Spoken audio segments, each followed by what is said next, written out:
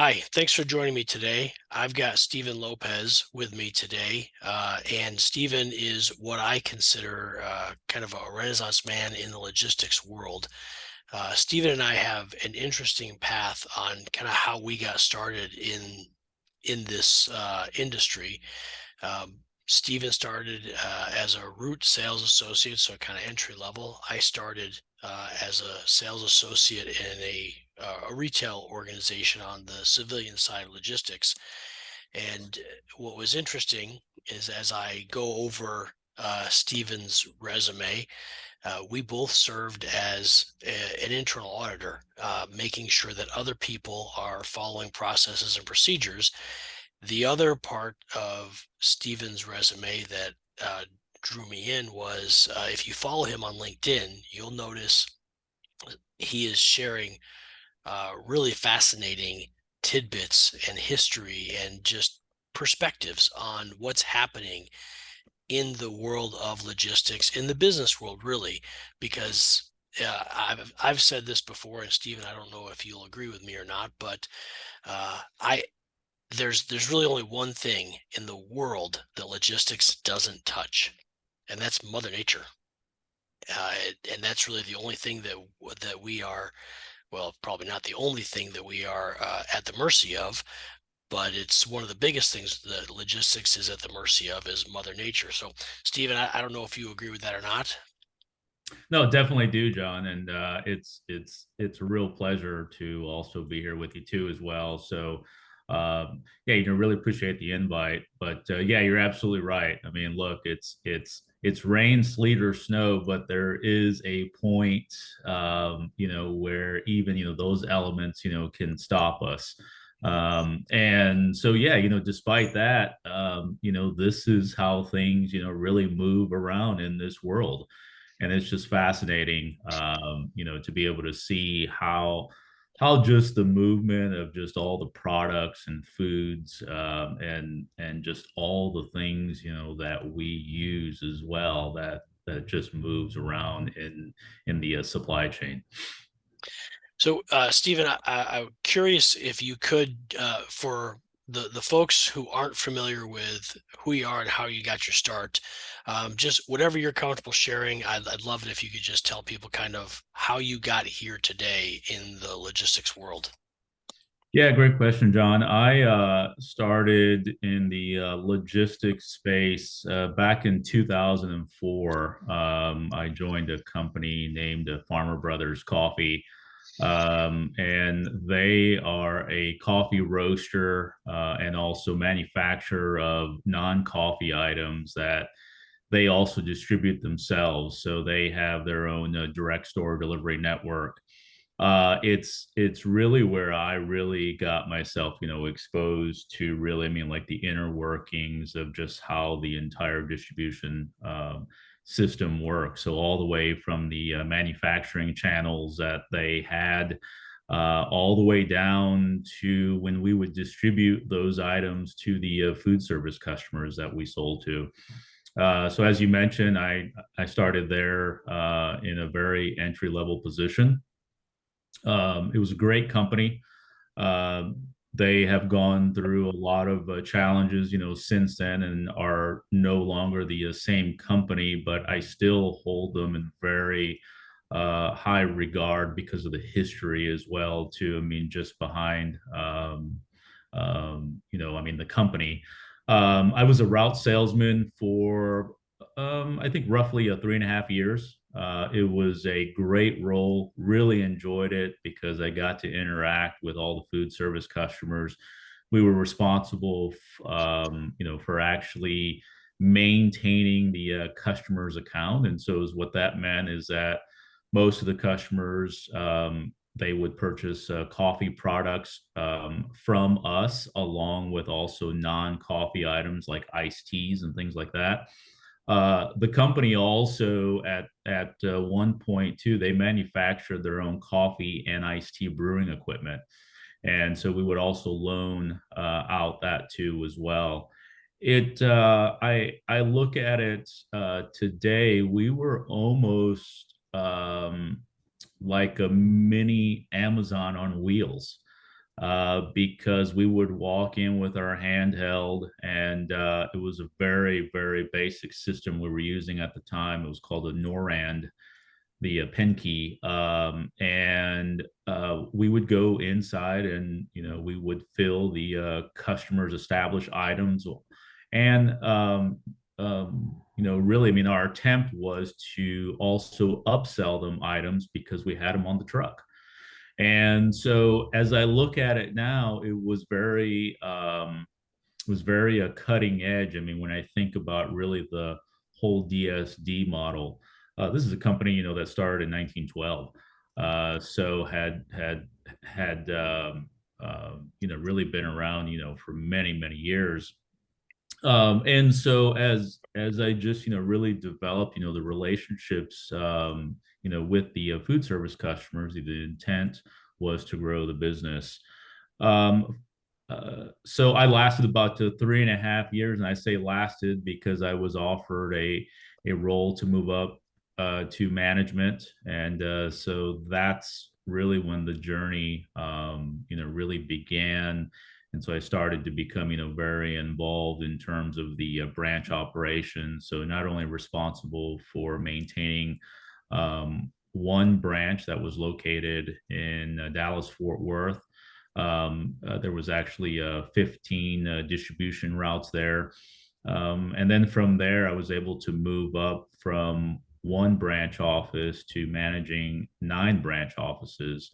And so, really, I mean, that's where my career really started within logistics. It was about how do we take our items that we roast and that we manufacture, how do those items get into the distribution warehouses, which at the time we had about 115 total, and and then ultimately, how do those fresh products make it all the way down to the food service customer, and then eventually to the consumers who were going to these restaurants, who were going to these convenience stores, who were going into the hotels as well too.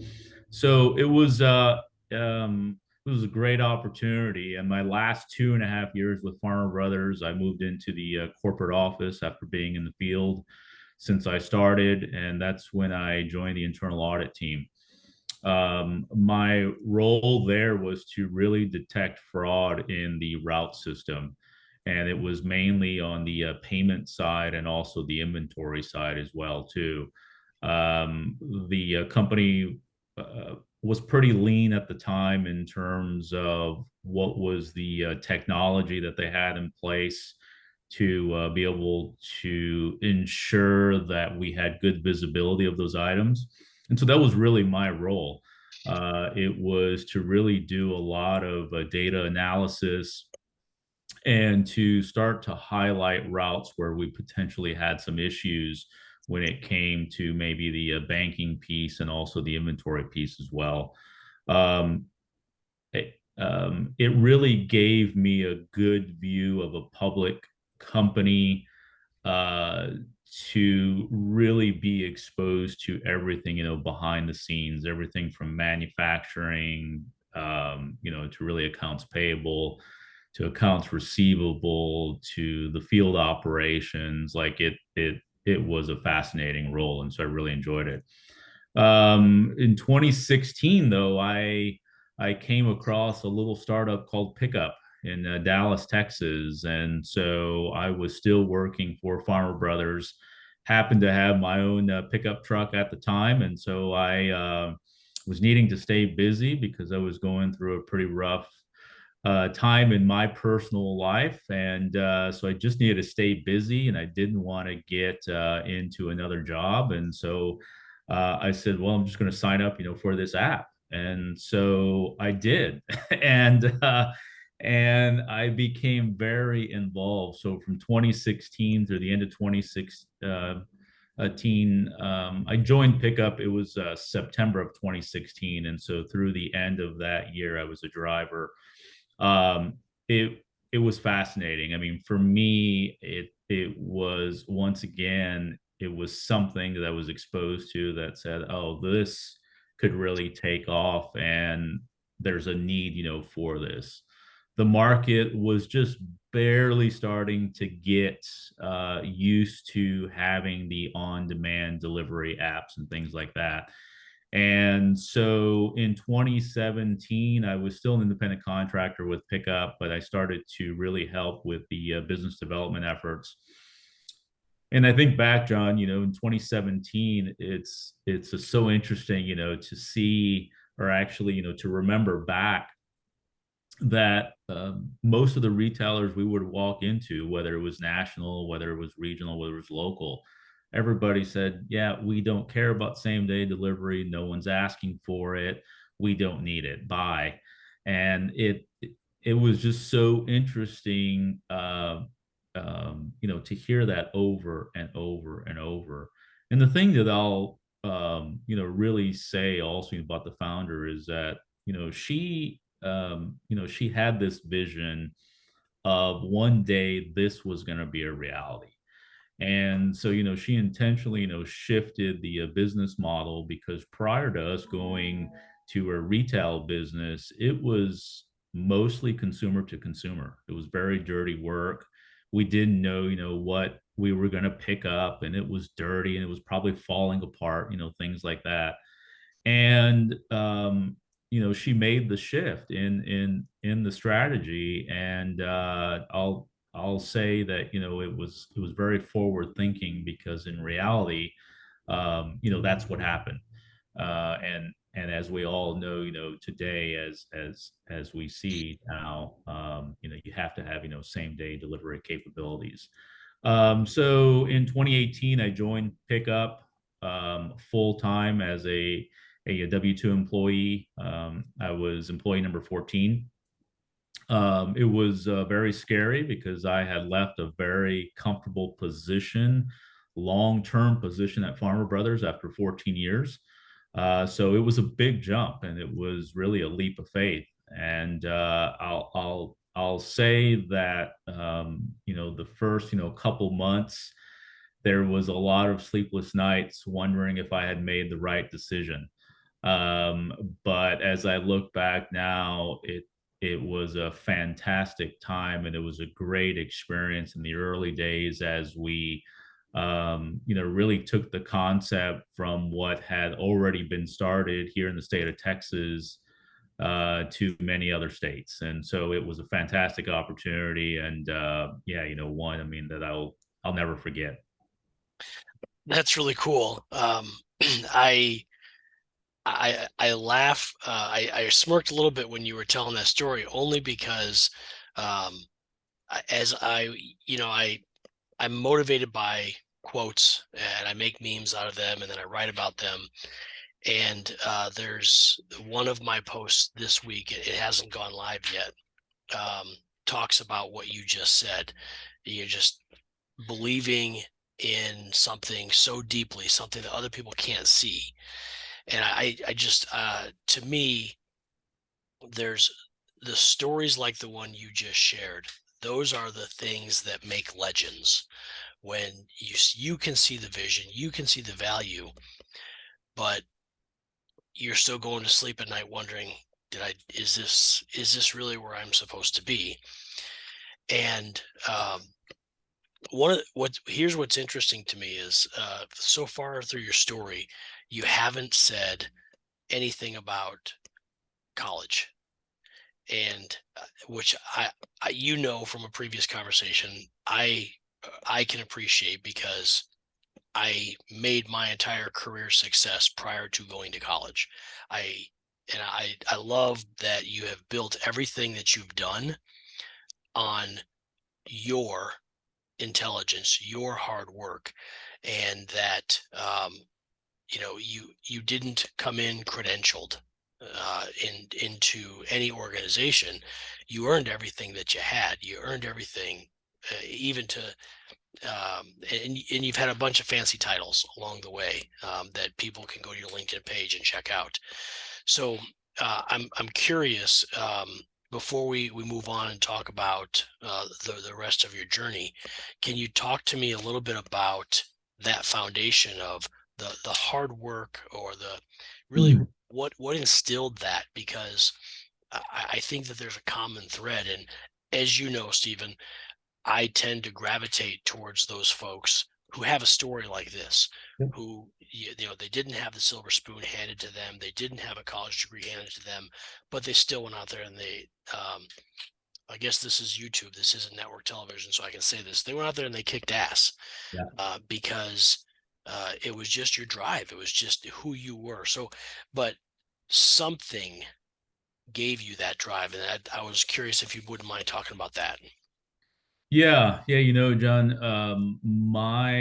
so my early days, I really loved school. It was something, I mean, that that I really excelled in, and I think you can ask, most of my classmates, and they will tell you that I was very quiet and I was probably a nerd. That's most likely what what they will say. I was not outgoing. Um, my path in life after high school did not include seeking higher education. So because of those circumstances at the time, that's not the path in life, that I had. I was fortunate though in that our family did have a landscape business in which I moved into right after high school. I've probably been working honestly since I was 12 years old. I mean, every summer. And so it's really for me from that time until I guess about the age of 23 when I left that is really what gave me the glimpse of what success looks like, and also what it feels like. It's a lot of hard work. It does not Oh, happen, for most people just by itself. It's not handed to you. Like you got to do something. And I've always been very ambitious. I have always been very driven. There was a period in my life where that was really suppressed, and for a long time. But I always though had that drive in me, and I still do. So because I did not seek higher education, no, I do not have a college degree. I would say that in the time that I was growing up, and I'm 47, it was a different time. I mean, it was really a time where, yeah, you needed to really have a degree if you wanted to move up, if you wanted to go places, if you wanted to do things, you really needed to have that education. I have been very, very fortunate in that I have had three really good mentors along the way that have helped me professionally.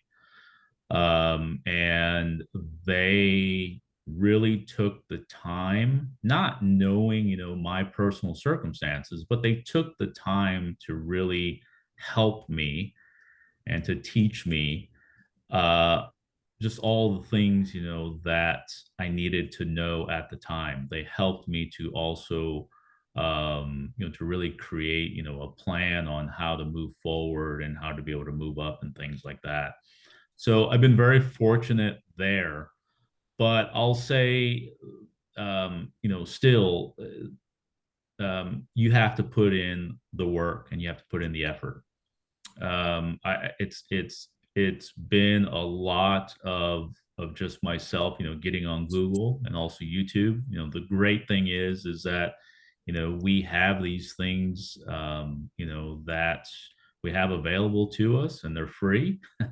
There's a lot of just really good material that we can tap into, to learn. So I guess besides having, really, I mean, just the inner desire to do well. And for me, it's not about the money. I don't even, I've never done anything because of of the money. It's always been because I truly like whatever I'm doing. And if I don't like what I'm doing, then it shows and it reflects. So I've learned that, firsthand that, when you really enjoy what you're doing, everything else, really falls in place. So I'll say, for me, not having the higher education piece, yeah, there was a time where it held me back some, and it would be, very discouraging. But I would say the great thing is, today is that we live in a time where it's not absolutely necessary. There's nothing wrong, I mean, with going out and maybe seeking, higher education. In fact, I mean, I highly encourage it because I know the path that I've had to go down to be able to get to where I'm at. So I highly encourage, getting some type of higher education. But I also realize that we live in a time that things have changed, so quickly, and that we have, so much information that is, really just on hand. That if you choose that school is not for you, there's other resources out there. And so, yeah, I've never allowed that, John, to hold me back. I refused, and I continue to refuse any of my life circumstances to hold me back in anything, whether it is in my career, whether it is because I don't have a college education, whether because of my life circumstances. I refuse to let anything hold me back. I feel like these are all things that you just have to push forward with, and you just have to do the work to be able to create the life that you want. That I couldn't agree with that more. And I love the fact that you said that money is not your motivator. It's you've got to do something that intrigues you, something that fulfills you. And then the other part of that is that what can motivate some people watching this is that you don't need that college degree. Now, if you're going to be a doctor or a lawyer, that's a different subject. Yep. But for overall happiness in life, you've just got to pursue your passion. You've got to go after something that, and to me, it's obvious when I read your writing that I could see your story from a mile away. Is you are a human who is intensely, passionately curious. And I love the fact that you are and that you share it. I can tell you, I was not a geek, a nerd. Uh, um, I was, and I don't even know, I wasn't introverted or extroverted. I was a late bloomer, a slow learner, and I didn't learn my learning style until I was an adult. And I, and so that's part of why I do what I do.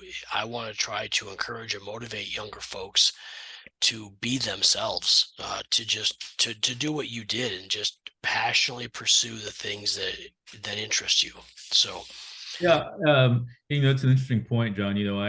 I think about those young people that have that pressure on them, from their families, usually, from their parents, that you have and you have to go to this college. You have to do this. Like I look at it, from that lens because my path, did not include that. But then I also look at it, from the opposite end because I've known young people that are just like intensely very anxious because of the pressure that's put on them. You're exactly right. It's about pursuing the passion that you have, and that's what what really helps, to fill in, all the other gaps. The other thing too that I'll say is, as I think back to me being, 18 years old, I, what a hard decision to say, okay, I'm going to go and I'm going to seek out higher education and I'm going to be X. By the time I got to 25, I wanted to do something very differently from what I was doing. By the time I got to 30, I wanted to do something very differently. By the time I got to 35, it's just, constantly changing. And most times than not, my experience has been is that those that have the degrees are not even anywhere close to working in the field of what they studied. understand once again, the studying and things, brings the structure and it brings, the discipline and things like that. But I'm more of, I would prefer to study what I want to do because that's what makes me happy at the end of the day. And so I'm not against higher education. I just want to be 100% clear. I am not against it. I just think that we live in very interesting times once again, in that really the life path is wide open. Whatever you want to do and whatever makes you happy, ultimately, that's all that matters. Thank you. I agree with that. And I'm looking forward to future conversations. What I talked earlier about you kind of being a Renaissance man. If you're watching this and you don't know what that is, you should Google it. But Stephen's portfolio is vast. We'll be talking about not just logistics, but we'll be talking about real estate and other subjects. If you have not yet checked out his LinkedIn page, there'll be a link in the comments. And I recommend you go check out some of his writings, some really cool stuff. He does a lot of the work for you by researching and bringing facts together. Uh, there's what I found is there's a few people that I seek out intentionally when I log into social media. Steven's one of them because I always learn something from whatever he's posting. And Steven, are there any other ways that you'd prefer people to follow you or track you down, or is it just LinkedIn? Yeah, so for the most part, LinkedIn is really, I mean, what I use. I do have a social media presence on all the other platforms. I'll admit I'm not as active as I am there with LinkedIn. And for myself, the benefit of me being so active on LinkedIn is actually twofold. One is it gets me to really research our industry that we're in. Two, it helps my writing skills and also, thinking skills. Like I I wrote something, John, the other day by pen for the first time, and I don't know how long, and I was appalled at my handwriting. And I said, you know what? Like, I got to start to write more things. So I went out and I bought myself a notebook. And instead of doing, digital notes, now I've gone back to writing again. It's the same thing with these posts. Like, you have to put some thought into it and you have to go back and you have to proofread, and I've had to look up again, like, oh, where do I put this comma? And yeah, things like that. So I do that. And then the great part is that I get to connect, with great people like yourself. And I'll just say that there are a lot of great people in this world.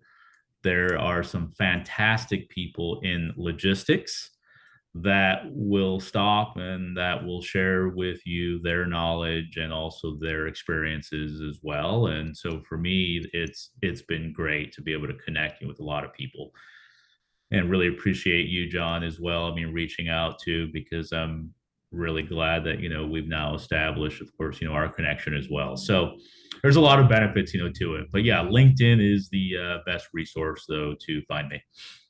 Cool. Well, I'll throw the links in the comments of this, and not just on the YouTube channel, but also when I share it on social media.